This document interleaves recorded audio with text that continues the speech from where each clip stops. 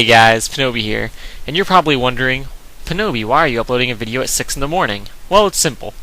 I was gonna go to bed like a normal person, but then I saw a video from Shofu in my sub box, and I clicked it because I was bored, and I must have listened to his new intro, like 100 times, because that shit was like bananas. So yeah, after this battle, you guys should go check that out. I'll leave a link in the description.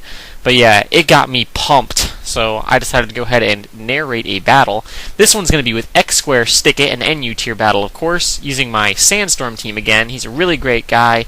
Link to his channel in the description too. I think he has like 600 or 700 subs.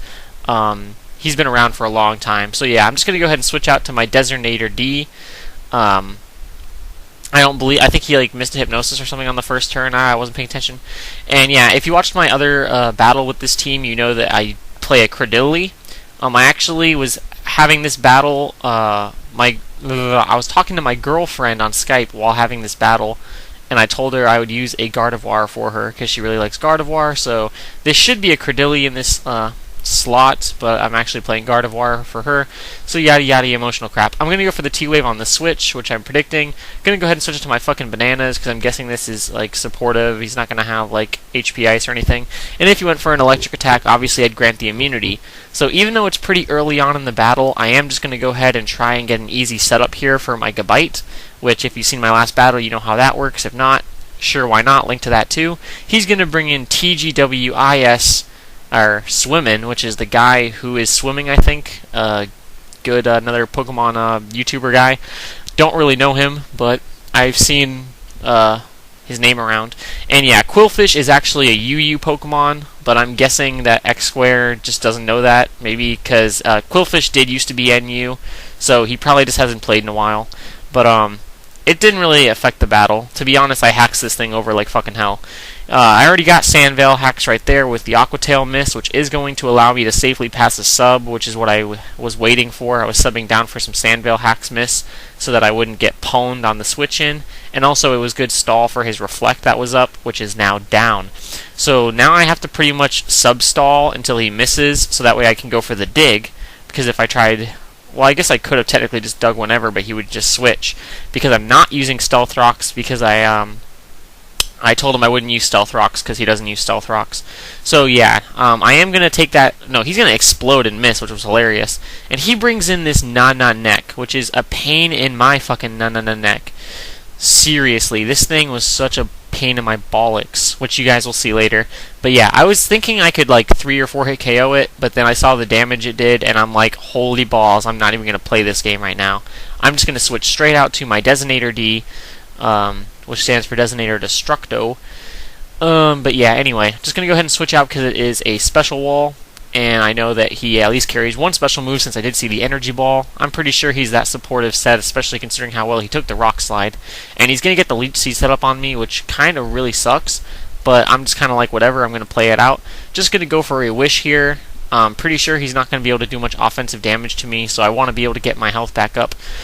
Yeah, obviously, so I can use it for, to greater effect later. This team actually kind of has a special, a weakness on the special side. Doesn't really have too good of special walls. Mostly just plays one like solid special wall. So yeah, I'm just going to go for a Psychic, which does a lot on his incoming Glaceon, which is going to work out pretty well for me, because Gardevoir has such monstrous special attack, even with no EV investment. And yeah, the Leech Seed is going to kick in for him, which is going to give him back some health, which kind of sucks for me. And I'm just going to stay in and go for another Psychic. Just kind of seeing what he's going to do, hoping I can just get a 3-hit KO here. He's going to go for the Shadow Ball. Unfortunately, he does carry the Shadow Ball. I know XSquare likes to run a lot of different types of Glaceons, because Glaceon is his favorite poke. Grace Glace. So yeah, I'm going to predict the switch here on this upcoming turn. I'm a little ahead of myself, because I know that with Sandstorm and Leech Seed I would die, so I'm predicting him to switch out to a Psychic Resist.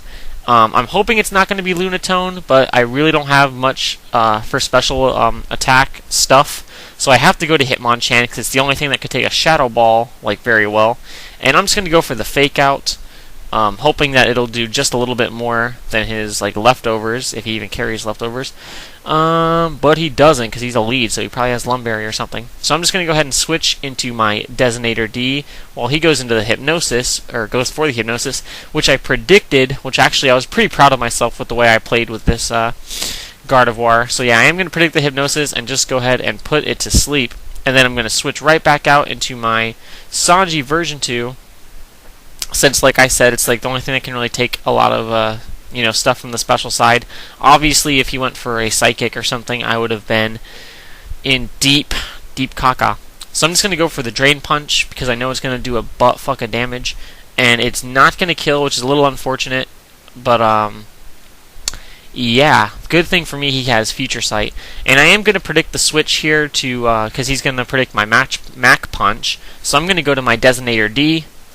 Yeah, just so I can see what he goes into, so I can get switch advantage, and also just so I can kind of fodder this thing off at this stage, because with the health that his Lunatone's at, I'm not too afraid of him putting something else on my team to sleep.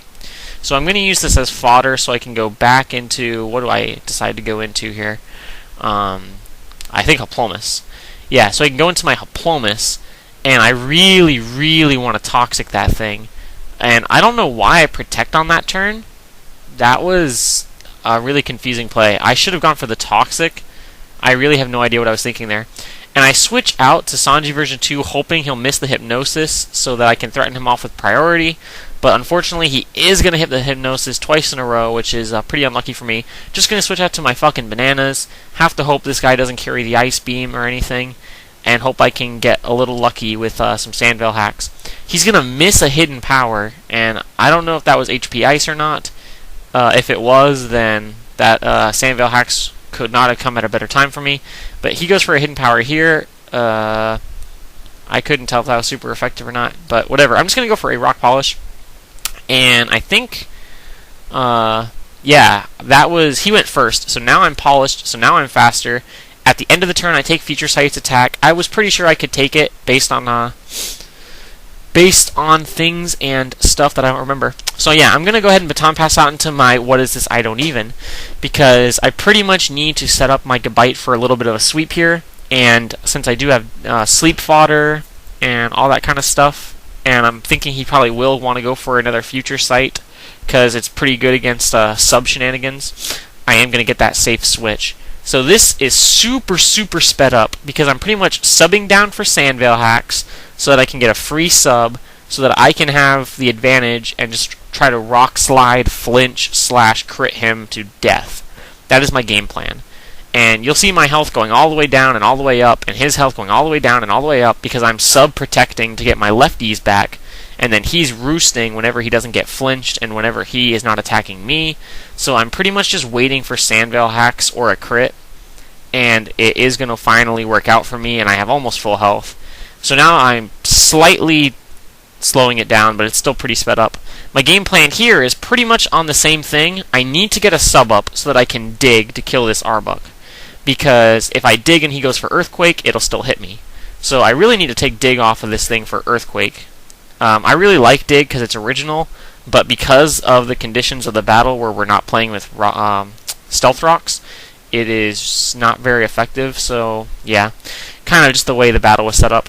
So now I'm doing more sub-protect stalling so I can Sandstorm stall his Glaceon into the ground, because I know even though I'm faster, if I just go for the Rock Slide and it misses, he'll kill me off, and that's actually exactly what happens. So I'm really glad that I was an annoying asshole and took the extra time to Sandstorm stall him into the ground. And he's going to miss an Ice Beam because of Sandveil hacks, which is pretty fair in my opinion, because I missed a Rock Slide. But overall, it's kind of a hacksy battle, but not really improbably hacksy. It's just kind of the way it goes. And he's going to get paralyzed, which, to be honest, it didn't really matter. But still, a little hacksy. And I'm just going to go ahead and I think Baton Pass. I think I did slow the video back down to its normal speed, which probably seems really slow now. But yeah, just going to go ahead and Baton Pass into my Dig It Zing, because that Gligger is a Baton Pass Gligger and doesn't carry the Earthquake like my normal fucking Bananas does, so I can't just finish the game off. But my Dig It Zing can finally get a chance to shine and show his move, which is Dig, get it? Dig it. Zing. Oh god, so bad. Such horrible jokes. But yeah, that is the name. That is the reason behind the name. So just going to go for the dig, which is stab. But Ampharos is a pretty bulky poke for the NU environment. And even with super effective stab, is going to take that. And I am actually going to get the Para-Hacks. And he is not going to miss any focus blasts. So hacks sort of kind of evening out a little bit. But it's sort of too little too late at this stage. Without his Tropius to effectively wall my Gabite was able to do the damage it needed to. So I'm really enjoying this team. I'm really enjoying that Gabite. And because I'm paralyzed, I'm not going to try to go for dig anymore because the chance of getting Para-Hacks is like 50% or whatever. So I'm just going to waterfall him into range for Sandstorm. So that was a really great game. Feel free to check out my opponent in the description. Also, I would really recommend you go check out Shofu's new intro because that shit is, how would you say it? Baller, yo. It's baller, yo. So that is it for me. Hope you guys had a nice time. Feel free to check out my other video with this team in it. I'll leave an annotation or something. Peace out.